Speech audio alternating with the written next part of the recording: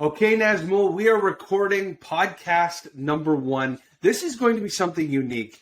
We came together to create what we think might be the first West meets East in looking at, you can call it offshoring, you can call it outsourcing, but ultimately, myself here in North America, we're looking for talent overseas, and you serve talent all around the world to customers all around the world. And we thought every week we're going to bring podcasts of demystifying and debunking the myths around offshoring, talking about offshoring or outsourcing best practices.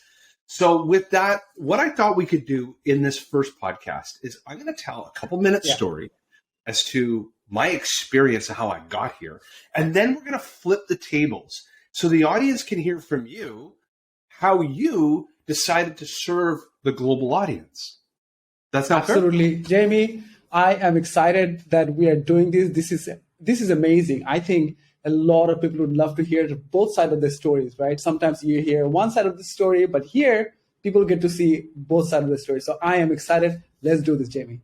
Okay, so very quickly, you can read about this on our Get Levrg website, but ultimately, I have a company, Sales for Life, that grew from $0 to $3 million very quickly. Unfortunately, through poor financial acumen, we got over our skis and started spending more than we were making. I woke up at the end of 2017, early 2018, and I was $600,000 in the hole in real live cash and $1.2 million in deferred liabilities. I tried a whole bunch of pivots between trying to raise capital. I tried to sell the company. Ultimately, I came to realize the only way I was getting out of this problem was to dig myself out. Now, you have two choices. You can make more money, or you can look at the denominator and think about how you save money. And my business partner, Amar Sheth in that company, had been talking to me incessantly. How do we reduce costs with human capital? Because he had owned an agency in India. And finally, after 6 or 7 years, I decided to listen to him. So what did I do? We offshored or outsourced our first customer support role in the Philippines. What it did for me was it completely changed and demystified all the legacy biases I may have had around outsourcing or offshoring. Ultimately, that led to each and every role that would come up in our organization. I would do a bit of a zero-based budgeting exercise intermixed with an opportunity or an operational leverage benchmarking. I would benchmark, does the talent need to live in Toronto, Canada? If not, can they live somewhere else? What are the alternatives? Ultimately, over the course of 5 to 6 years at Sales for Life, and Pipeline Signals, and now in Get Levrg, we have teammates in marketing, demand generation, sales, customer success, product, engineering, data analysts, all overseas. And what it does is a whole bunch of quantitative and qualitative opportunities for the business. One is obvious. Because of a labor arbitrage, we are able to have greater gross margins and greater cost of customer acquisition. That allows us to be much more aggressive and competitive in pricing. That allows us to serve in markets and with products that our competitors can't. It allows us to make profit in ways that most people can't. And on the personal side, it allows me to have much more optionality with my capital. I could grow the business. I can distribute profit and distributions to myself in ways and serve my family in ways I couldn't. So that's how I got into it.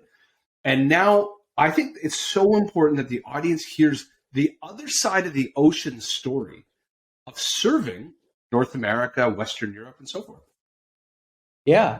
I'll try to keep it short. So I started working with, when I talk about offshoring or when I talk about working with people who are not from my country, I basically started working with companies in Bangladesh. That's exactly where I'm from. And somebody who knew somebody who was living in the US got in touch with me and saying, hey, I saw that you are doing this and this work. We need some help. Can you help us? That's how it just got started. And ever since then, I loved working with people around the world. The reason I love that, or I fell in love with working with people around the world, is because, ironically, I love the culture. I love the different way of people speaking, even though they speak English. But people from Austin, Texas, speak very different English than somebody from Sydney. I really enjoyed that. I thought that's a really interesting combination of culture and getting to know the culture while getting paid, by the way.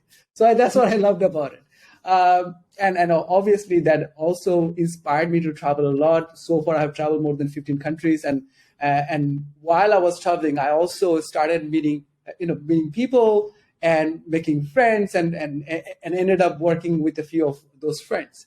Long or the short, even after 10 years, while I was creating videos just like this, somebody from Pipeline Signal watched that video and introduced me with you. And that's how we ended up working together.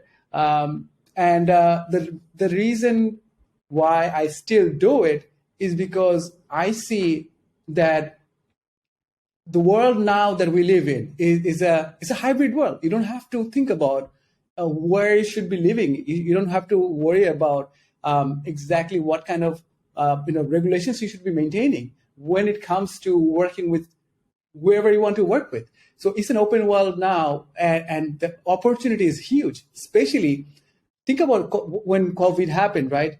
All of a sudden, people started thinking of how can we work remotely. Before that, people were worried a lot about how can we work with somebody who is not in the same room. They figured out after COVID that you can still work with people who are not in the same room. Now, if they're not in the same room, do they really need to be in the same country? So things are a lot better now, I would say, in terms of outsourcing or offshoring for both of these part of the world. And I'm just trying to take the opportunity, and I'm really happy that I'm glad to that I get to work with you. And this is fantastic because our audience, founders and CEOs listening to this, they're asking themselves, of course, what's in it first for me and my company? How do I make my company more profitable? But as you become more comfortable with outsourcing and offshoring, you really start to develop incredible teams and friendships like we're developing. So can you also help our audience, a founder who maybe has passed the mindset, I understand that there is a tremendous opportunity to have my marketing team in Bangladesh or my DevOps in Bangladesh. What have you, who are now scaling this for customers all around the world, what are some important lessons learned? And of course, we're going to dive into so much of this over podcast, but just as a sneak peek, what have you learned in serving North American customers and finding talent for North Americans? In terms of my learning or what I think that can help founders, one would be setting the right expectation. I think that's very important from day one.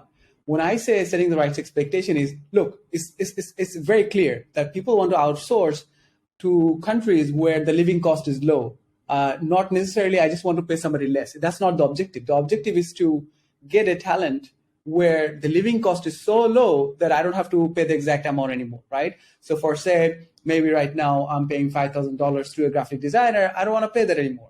Not because I want somebody, at a lower level or somebody who is less talented. I just want somebody who is living in an area with maybe cheaper rent, right? Or living cost is lower. Having said that, we also need to understand that maybe you can find somebody that can replace of that $5,000 with $2,000, let's say, right? But after hiring that $2,000 graphic designer in Bangladesh or wherever else, I think the expectation should still be to get the output of $5,000 and not $10,000. We get so much into, hey, we want to outsource and we want to get cheaper and cheaper and cheaper. When we do that, and there's nothing wrong with it, by the way, right? We all need to get stuff done. There's a great example of you can buy a pen. If I think about US dollar, you can buy a pen with $1. You can also buy pens with hundreds of thousands of dollars, right? Though there are those pens as well. So it's not about the amount that I'm paying. It's about, there you go. I don't know how much that is going to cost you. I got this as a wedding gift. $400 for a pen, and I would never. Oh my God! It has our wedding information engraved on it. Yeah. That's fantastic. There you go. Right. So what I'm trying to tell you is that if we are hiring somebody with $200, we should not be expecting the output of $5,000. Somebody who would do that, right?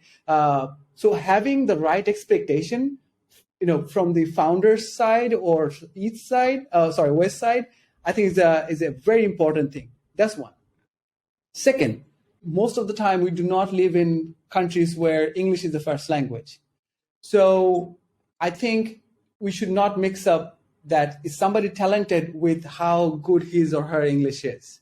Obviously, that person needs to have some kind of understanding the basic knowledge of English where we can communicate, right? Where we can have a beer, as you say. But I think we should not be expecting where everybody is going to be very fluent. So mixing these two things is probably not a good idea. I think the expectation can be, where can I communicate with this person? If I'm saying a few things, if is 95% of the time, is the person trying to understand exactly what I'm telling, and do they understand it? If 90% of the time they're okay, we should be okay with it. So these are the two things that I can think of right now that founders should be thinking about. This is great. I want to unpack those elements, and then let's fly back up to the original statement, because I want also founders and CEOs to understand what the impact when we are building a team offshore, the positive impact we're having on those teammates and their families and their communities, and how successful they become. I want to come back to that, because you're going to hear it from me. When I'm talking, a lot of times I'm going to be talking about profit, gross margins, cash, distributions, because that's how us founders, the whole reason we start. But then we discover that there's a qualitative element, successful qualitative element. But I want to come back. You and I were just interviewing some talent minutes ago for a customer. Yeah. And I think what you said is profound. Separating the mutual exclusivity between talent of skills, soft skills, technical capabilities, versus English proficiency, and how they're not correlated. They could be the most talented engineer, the most talented graphic designer. But us as founders, when we hear the English, we associate, they don't understand me. They must not get it. They must not be good at their job. They must, let's look at it from West and East. How do you help candidates? How do you help talent in Bangladesh understand that your responsibility here in not only getting hired, but as you onboard and become successful, that you must balance those two very important elements, because people are hiring you for the skills to do X. But if you can't communicate it or understand it or digest it, none of it's going to matter. So unpack it from the East side. You are completely right. 100%. I 100% agree with you. The thing is, because we don't get to talk a lot, we don't get to practice a lot, that's why we're not getting better. Here's what I think. I think we are good at listening. Maybe after that, we're okay with writing. We're not necessarily always really good with speaking. So maybe we have some thoughts that we want to share with you, but it's because we don't know exactly how to put the words together. It's hard. Having said that, I think a lot of people are now understanding more and more on how them getting a job has a lot to do with how well they can communicate in English. That's something a lot of people did not think about before, but nowadays I think a lot more people are aware about it. A lot more people are, I would say, practicing. How can they get better? There are a lot more English institutions in Bangladesh right now, and I'm sure there are other institutions in other countries. And I also know that there are some online coaching centers where people go and sign up. I'll give you my own example. About 2 years ago, I joined an English academy. And I spent about, I want to give you the number so that others can relate as well. I spent about $1,500 just with one-on-one private tutor so that I can get better in English. I'm still not great, but I think I've gotten a little better after that happened. So I just wanted to give you my own example. And there are a lot of other people who are actively working on getting their English better. But I think this is one message. I'm really happy that you brought this up, and I'm sure we will have viewers from both East and West, and viewers from East would totally get benefited from this conversation. Well, people listening, if you think about what we're building here is a two-sided marketplace, right? Founders are going to meet great talent around the world, and great talent is going to listen to this as well. Yeah. You invested $1,000 into yourself. What did it do for you? Look at the rate card because you started a marketing consultancy who served the local Bangladesh market, who then took on international customers, who now you're a fractional CMO for all kinds of companies, and you build out entire marketing teams, including for Pipeline Signals and Sales for Life and Get Levrg. What was the pre and post? What was your rate card or success rate before you did all this? And where is it today? Now, of course, you've gained experience. No, got it. Help others understand that was the simplest investment you made to making massive amounts of gain. This is what I tell to my colleagues or whoever who wants to speak with me regarding, hey, I want to work with people from West or US or Canada. You can easily, like I'm giving you the lowest amount. You can easily charge 30% extra just because your English is good enough. You can double the rate if your English is good. You can triple it if your English is great. And here's the thing. Doesn't matter what kind of service we're talking about, doesn't matter what kind of work we're talking about, we definitely have to communicate. That's one thing. And in most cases, we have to apply English. Think about marketing. How do we market? With words, with photos, with videos. What goes on these photos or videos or words? English, right?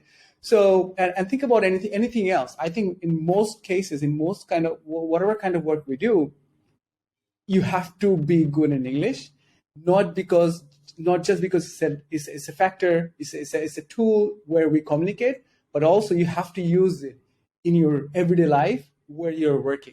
So yeah, absolutely. I would totally say you can literally triple your whatever you want to charge just because you're good in English. And it's not just because you're good in English. Think about from the founder's perspective. Think about from the people who want to work with you. Why do they want to work with you? I think people want to work with you because they want you to make their life easier. Right? You want me to make your life easier. You don't want to worry about marketing, and that's why you hired me, right? That's why we're working together. You also don't want to worry about, hey, am I communicating the right way? Did he understand exactly what I mean? Was that instruction clear? You don't want to worry about it every single time. So by me being good in English, by me being a good listener, and by me being able to digest what you just said and execute on that way, I'm also making your life a lot more easier. So when I mentioned that you can triple your salary or income, I'm not necessarily trying to tell you that let's use it as a tool to triple your salary. You are making people's life easier. And that's why you get to charge a lot more. And this is important. We have a tool for founders and CEOs at Get Levrg called, it's like a leveraging benchmarking. So it takes the operating leverage cost of talent in Bangladesh versus Philippines, and we'll expand it to other countries. But we'll invite some of our teammates from the Philippines. And the Philippines, because of its history around World War II and American air bases, English over the last 75 to 100 years has become so proficient. And it comes back to an original topic that you and I just mentioned. Talent is talent everywhere. And in fact, when it comes to marketing talent, let's assume that the social media manager in Manila, Philippines, and in Dhaka, Bangladesh have the exact same experience. Yet, the Philippines teammate will charge more per hour, per day, per month because of English proficiency. And in fact, that labor arbitrage sometimes is dramatic. If you look at that rate card in the Philippines, where costs are not any more bloated than they are in Bangladesh, the talent is charging you sometimes 2 times the cost. Why? Communication skills. I wanted to touch on something from the founder's perspective. We just talked about the East looking at this particular topic. Coming back to the founders and CEOs, when you're looking at talent, separating the mutually exclusive, do I need incredible communication intermixed with incredible technical skills or not? And we call this level 1 versus level 2 versus level 3. Level 1 is we have a nickname for it called the crew, which is task mastery. Give task, execute task. Level 2 can lead a team. Take an existing process, run process A to B. They don't really invent the process. They just manage it. Level 3 is what Nazmul's doing. Completely run an entire business unit from scratch. Build it out better, faster, cheaper than I could ever dream in a million years. The reason this is important is if you look at it from a founder's perspective, not every teammate on your team needs to be wildly English proficient like you are. As an example, Nazmul is leading marketing, but on our 7 other marketers that we have on the team, some of their roles are not customer facing. As an example, you may have a 2D animator. Nazmul is the communicator of the tasks. That 2D animator needs to be the best 2D animator. But that doesn't mean you discount their skills because their English isn't as proficient as it could have been. And this will open your eyes to an entire ecosystem of talent where you separate. Do I need to communicate? Yes, because they're in customer success. No, because they're an engineer.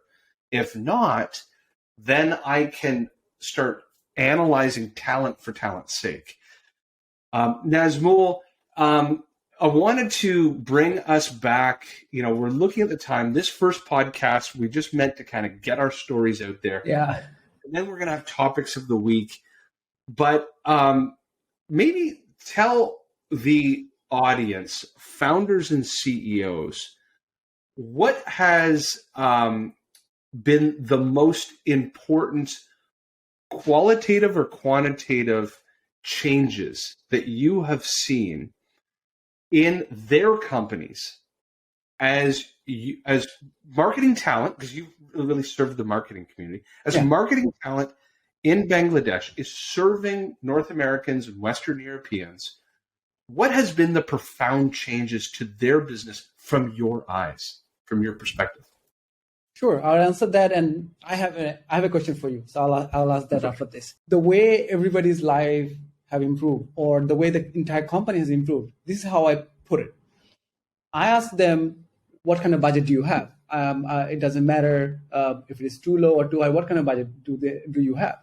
Now, when they say I have $10,000, just give you an example, right? They say I have $10,000, and with that $10,000, they cannot hire more than 3 people in their team, probably. Okay. So when they are outsourcing, I'm telling them, okay, let's keep the same budget. We're not going to lower the budget, but here's what we're going to do.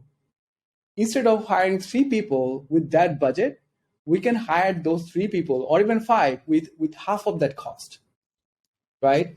So now we don't need the $10,000 just on resources, just on hiring people. So we're spending that probably $5,000 on hiring 3 people or 5 people. I'm just giving you an example. We still have $5,000 left. What I always suggest to companies that I have been working with is that now let's take the other $5,000 and use it on other kind of marketing activities. For example, we can still run ads with that $2,500. How amazing is that? So till now, you did not have any budget whatsoever to run ads. And now all of a sudden you have minimum $24,000 budget every year just on ads. So that's what I always tell people. I'm like, this is what, again, I'm just summarizing the whole thing. I always say, it's not about lowering the budget. It's not about spending less money. It's about utilizing the budget you have. How can you best optimize the budget you have as a small company, as a medium company, and make the best use of the investment that you're going to make? That's how you get to save money as well as invest more. So you get to earn a lot more money with that. Love it. Okay, we're going to do a wrap-up question. Light me up. Yeah. Okay. I wanted to ask you this. So I'm sure there are a lot of people who just come and always ask you this. When would you say outsourcing is bad? When do you think people should not outsource? I think that from a founder and CEO's perspective, and there's a method to the madness of why we designed courseware to really go through the why into the how and then into scaling. Mm-hmm. I believe that they should not begin the journey unless they can truly, in their own souls, understand their why they're doing this. My why was first selfishly to keep Sales for Life from imploding, and it needed to survive. Okay, I needed to save money. Then I discovered by saving money, profit grew. I had all kinds of optionality with that money. I could pay myself more. Oh man, did I want to do that? I could expand. I could launch new products. So I believe that you should not offshore unless you could articulate your why, being very honest with yourself. Don't worry if it feels self-serving. There's going to be parts of that capital of money saved that could be because you want to do things with your family, you want to do things with your business, you want to pay off debt, you want to buy out an old partner, whatever it is.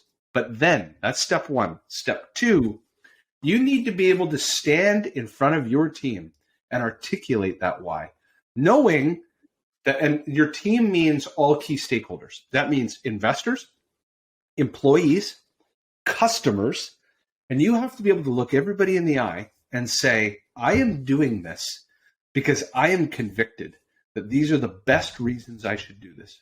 I want to do this. I want you to all get behind me because, and they're going to, especially employees, are going to ask themselves, what's in it for me? Well, teammates, you no longer need to be focused on these set of tasks, which seem to drive you crazy. And we have employee churn issues because you hate doing it. We now have talent that can help us with that. Oh, investors, you have been after us about getting more profitable. I've found a way to get more profitable, but you have to be able to defend it. If you can't do that two-sided function, believe it yourself and convey it to others, then I do not think you should do it, because ultimately what you're going to do is you're going to hire talent, Bangladesh, Philippines, South Africa, doesn't matter the country. They're going to come in. There will be problems. There will be headaches. There will be mistakes. You will let people go. And you won't be convicted. And you'll say, oh, this doesn't work. Or your first customer will complain about it for some reason. And you'll say, oh, since our customer said we can't do this, we shouldn't do it. You won't have conviction. So I hope that was a long-winded way of saying you must believe in what you're doing. Don't do it otherwise. That is fantastic. I wasn't thinking that way. I love the fact that you answered it that way.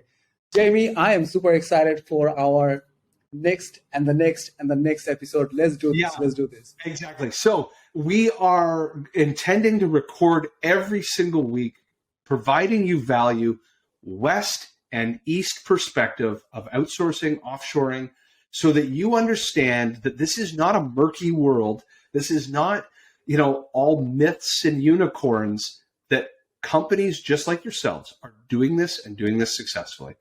So Nazmul, fantastic. Great to have episode 1 under the books with you. Absolutely. And guys, if you want to keep watching this more kind of videos like this or more podcasts from us, please subscribe if you're watching on YouTube or any other platform and hit that like button. Thank you and see you on the next episode.